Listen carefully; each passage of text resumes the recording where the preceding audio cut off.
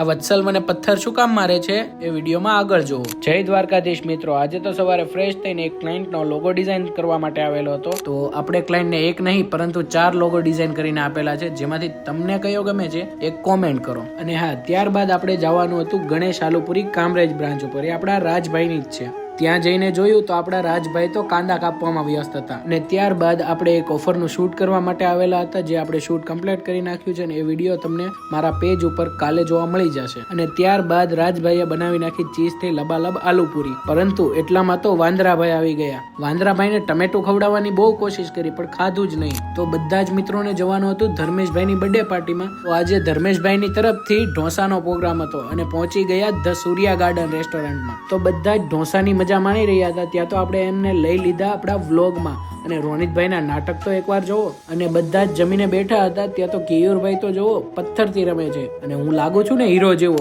ત્યારબાદ ઘરે આવીને ધર્મેશભાઈના બર્થડેની કેક કટિંગ કરી નાખી। અને હા, 11:30 વાગી ગયા છે, અને આ મારો પહેલો વ્લોગ હતો। એ કેવો લાગ્યો એ કોમેન્ટ કરજો। મળીએ નેક્સ્ટ વ્લોગમાં।